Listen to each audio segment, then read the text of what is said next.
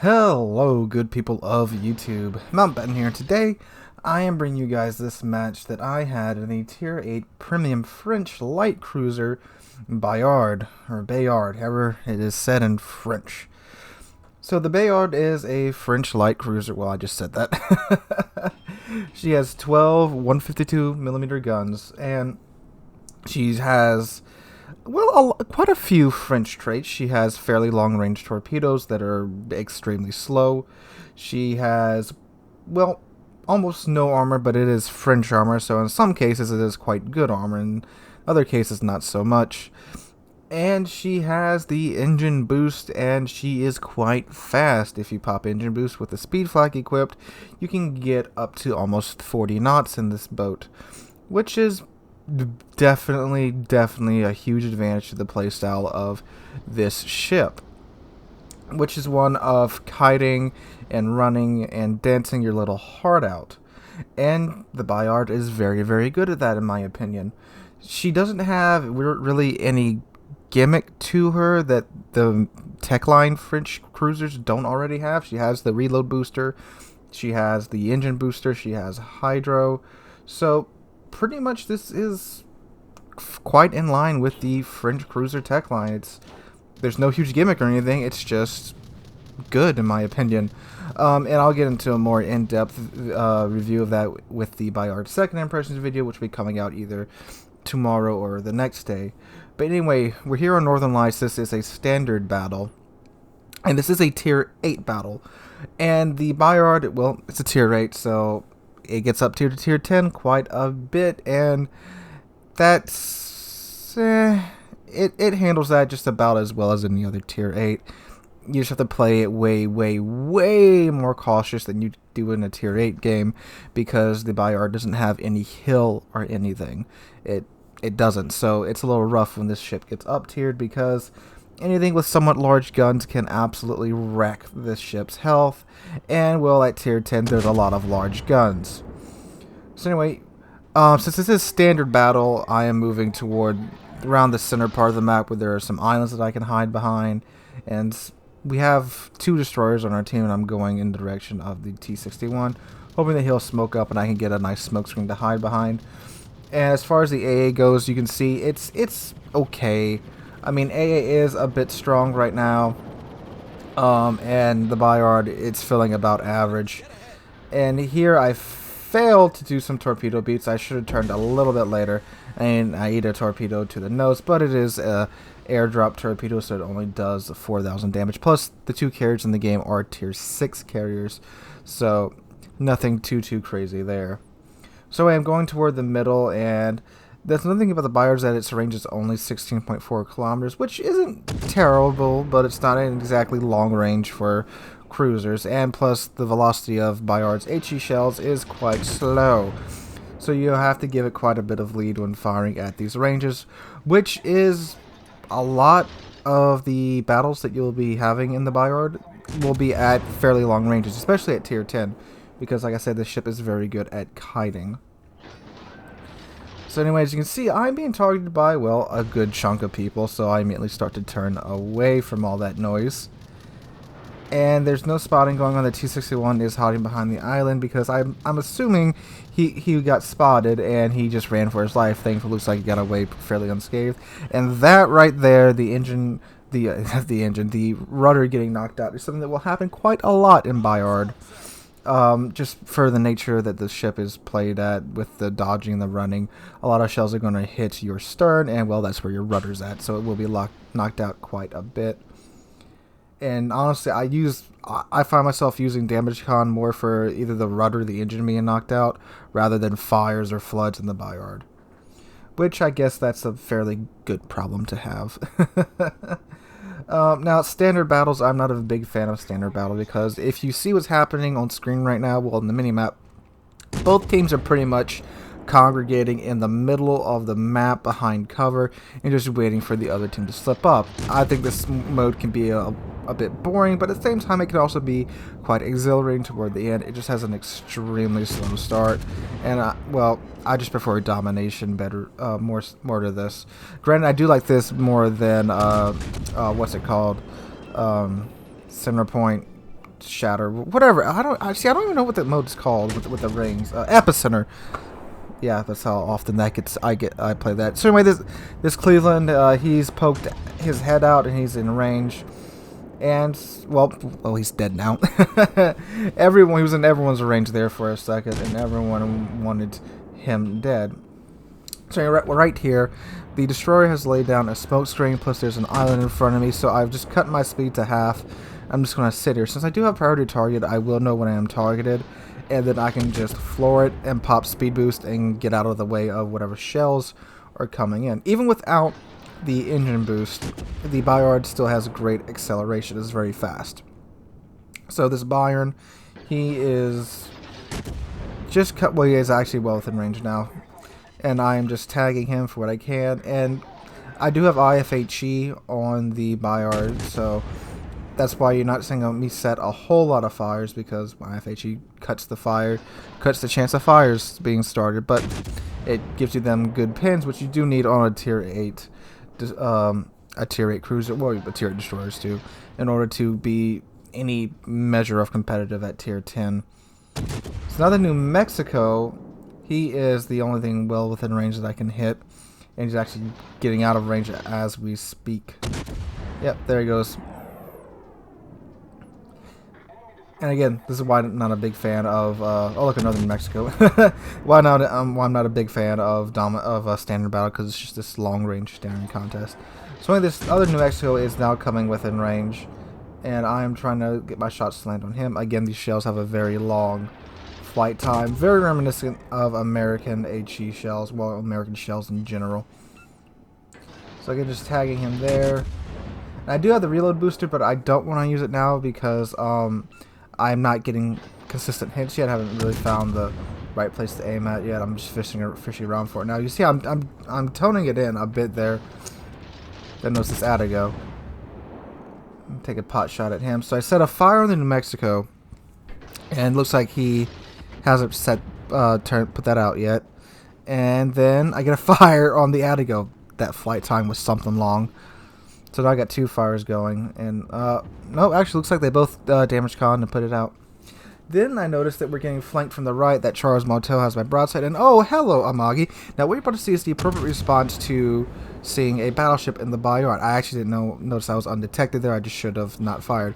So you throw torpedoes at them, turn, and pop your speed boost, and scream as you run away, and hope they don't delete you. I got lucky there. That should have deleted me. So someone set a fire on me from somewhere. So I put that out and I start to run. Also, the Ryujo wants me as well.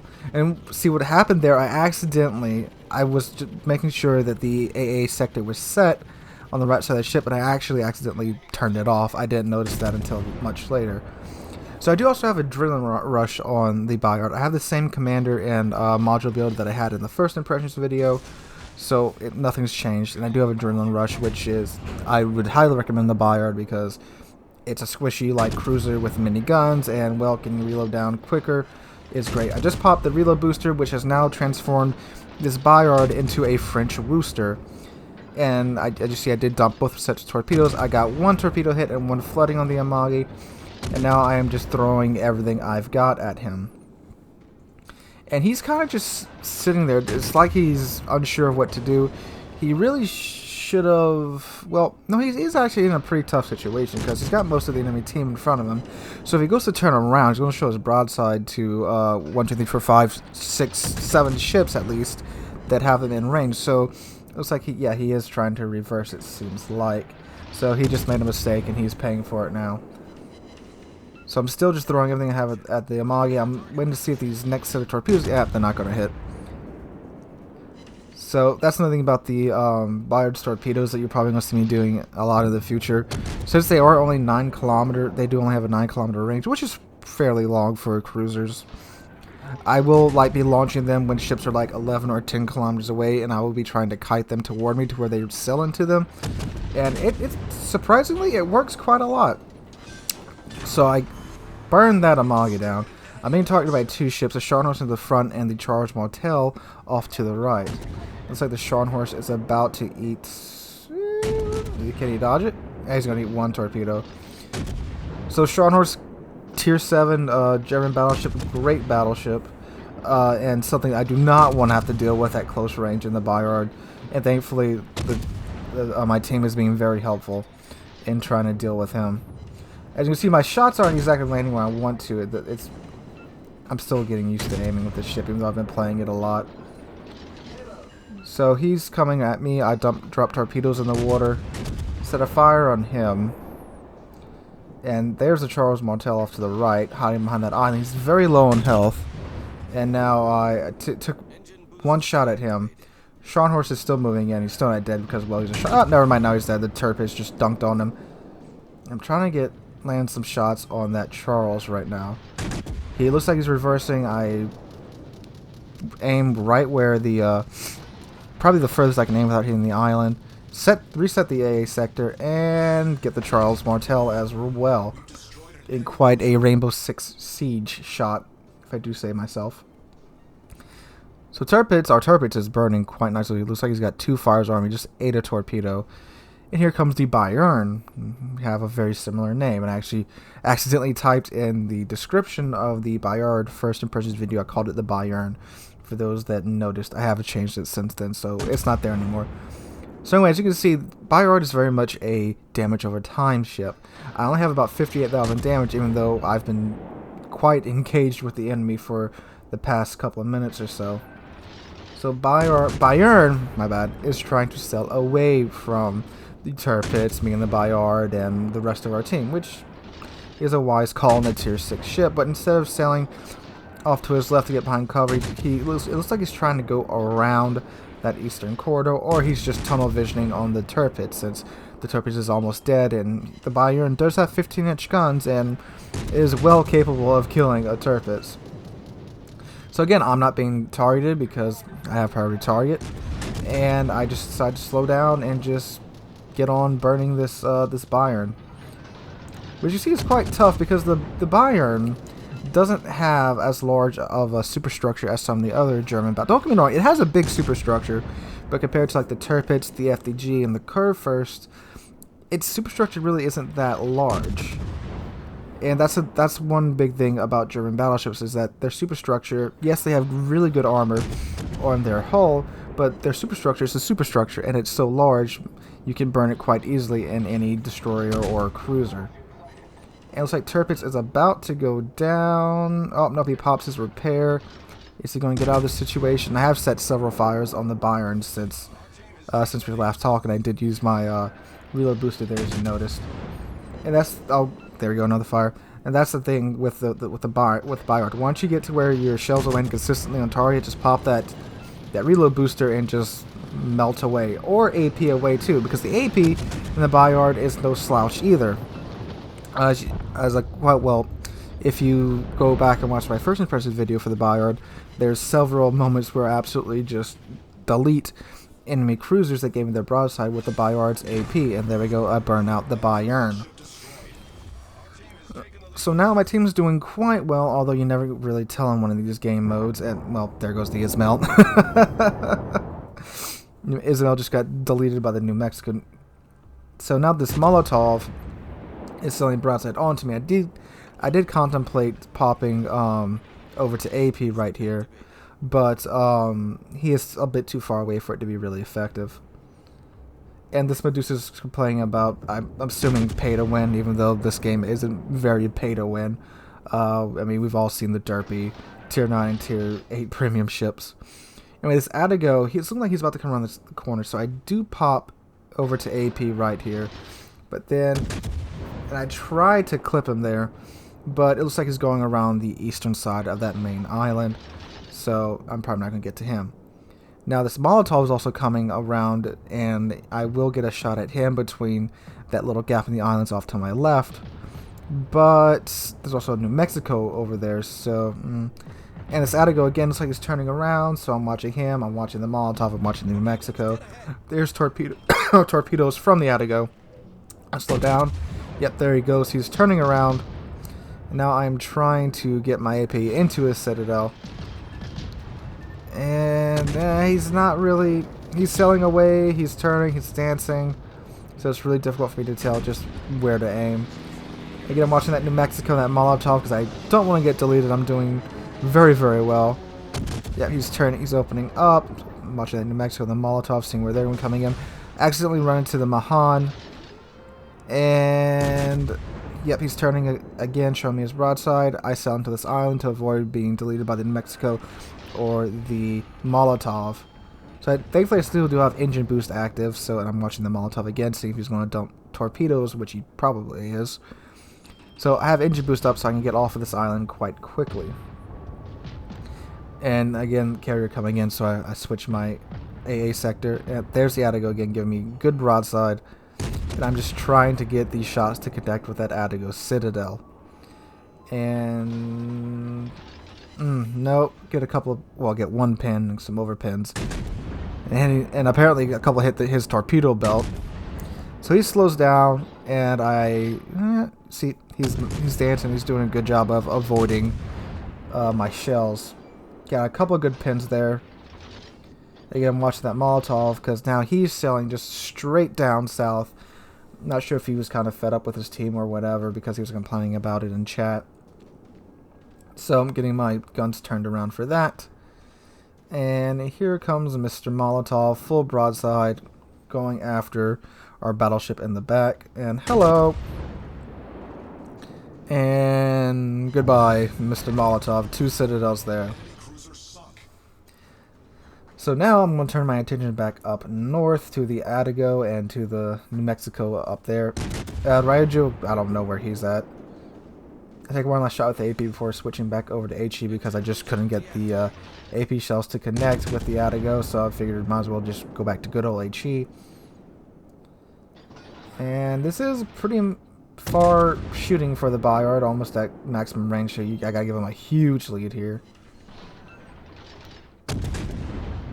And I mean, for the most part, I mean, my team's got this game in the bag, but again, you can never really tell in World of Warships. And that Attigo is, man, my shells are just not connecting. They're landing just short of him. And this New Mexico too, I'm keeping an eye on him because, of course, being the Bayard, like I said at the start of the video, you can be easily deleted by anything with somewhat large guns. So I figured might as well deal with him first. Slower target, easier to hit, then we'll come back and deal with the Attigo. I do get shot by, I'm assuming it was the Attigo. Well, it has to be the Attigo. And that did set a fire, but I immediately put that out. I'm down to about 11,000 health. Not terrible for Bayard in late game, and that New Mexico just removed our Fuso from the game. Yeah, Attigo trying to get a bit of revenge back on me.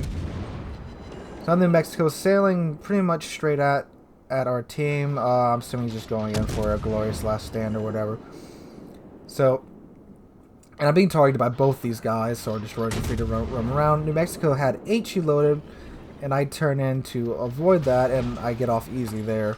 Completely dodged that and just took one shell from the enemy Attigo. So now that I know that he's shot, he's got at least 30 seconds before he reloads. So I'm going to show most of my broadside, get all my guns on target, throw torpedoes at him, and then I'm going to pop the reload booster to just melt the New Mexico. I'm going to aim for a superstructure and just get melting. As you can see, I'm doing pretty good damage, 4,000 damage a salvo if I want to hit the center of his ship. And, well, center of superstructure, really. It's going quite well. New Mexico is done. And you may notice something. Well, there's Kraken. And hello, friendly torpedoes. So I turn in 1, 2, 3. I completely panic here thanks to damage saturation. That didn't absolutely melt me. I should have switched to AP here, but instead I have HE still up. I got 2,000 health left, and I'm panicking a bit here. I wasn't paying attention, and I accidentally turn too wide and get taken out by the Attigo. So I was probably just 3 or 4 more salvos away from getting a 6th kill, and that was undone by the, I believe it was the Mahan, actually ironically the Mahan I hit earlier that torpedoed me. And yup, that happened. Now, was it totally the Mahan's fault? He almost hit a torpedo there. No. Should I have been paying more attention? Yes, but the Mahan really shouldn't have been dumping torpedoes from behind your team. You never want to do that. But, I mean, who here hasn't done that? So we still won the game. I still got Kraken. So I still did a very, very good game in the Bayard. And I still did well over 100,000 damage. Got Kraken, got high caliber, so no big deal. And he had a good sense of humor about it, so I gave him a compliment for that. And I did come number 1 on the team, 2,000 base XP. And I actually meant to say good manners here, but I gave him a plays well compliment, so I just, okay, screw it. He got that move for free. Give him a good manners compliment. So, anyway, guys, that was quite the entertaining video, the entertaining match in the Bayard. Quite a plot twist there at the end. So anyway, guys, if you enjoyed the video, drop a like, leave a comment, and subscribe. We're on our way to 4,000 subscribers. And if you want to see more Bayard, keep an eye out on the channel. The second impressions review will be coming out quite soon. So guys, hope you have a wonderful Wednesday. I hope to see all you guys in the next one.